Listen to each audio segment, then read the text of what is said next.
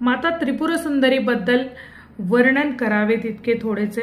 तिचा बालाशीष नावाचा एक मंत्र येतो जो बीजाक्षरी मंत्र आहे, पण तो मंत्र जर का कुणी मनापासून रोज जर का तो मंत्र म्हणेल तर त्याचे अगणित असे त्याला फायदे प्राप्त होतील.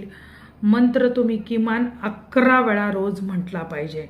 बघा, मंत्र आहे ऐं क्लीं श्रीं.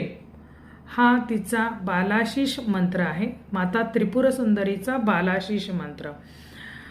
ऐं म्हणजे सरस्वती, जी जिभेवरती वास करते. तिचा तो मंत्र म्हटल्याने तुमच्यावरती सरस्वतीची सुद्धा कृपा होते. क्लीं म्हणजे महाकाली, जी तुमच्या हृदयामध्ये वास करते. महाकाली, जी तुम्हाला भय, भीती, अनाकलनीय भीती जर का कोणी मनामध्ये धरून बसलेलं असेल तर ती अनाकलनीय भीती निघून जाते. मनुष्याला एक प्रकारची अनामिक शक्ती प्राप्त होते. कुठल्याही भयापासून तो स्वतःला मुक्त करू शकतो. एवढी शक्ती त्या मंत्रामधून तुम्हाला प्राप्त होते. कालीचा मंत्र म्हटला जातो. माता कालीचा आपल्या हृदयामध्ये वास असतो. म्हणून मंत्र म्हणताना असा, जसा मी आता हृदयाला स्पर्श केलेला आहे तसा तो हृदयावरती हात ठेवून म्हणावा. श्रीं हा महालक्ष्मीचा बीजमंत्र आहे. हा तुमच्या बेंबीच्या 2 बोट खाली इथे तुमच्या माता महालक्ष्मी वास करते, म्हणजे तिथे ती राहते. फक्त ते आपल्याला माहीत नाही, प्रत्येकाला ते माहीत नसतं.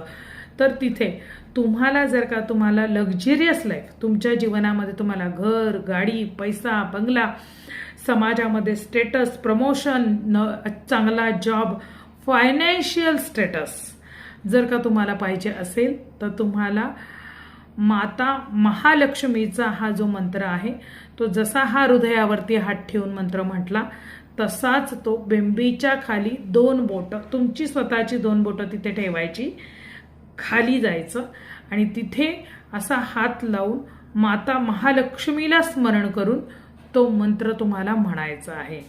देवी महालक्ष्मी तुम्हाला तो मंत्र त्या जागेवर म्हटल्याने ती जागृत होते आणि तुम्हाला तुम्हाला ऑपॉर्च्युनिटीज प्राप्त होतात. म्हणून हा मंत्र अतिशय गुप्त आणि हा मंत्र आहे, सहजगत्या कोणी कुणाला देत नाही.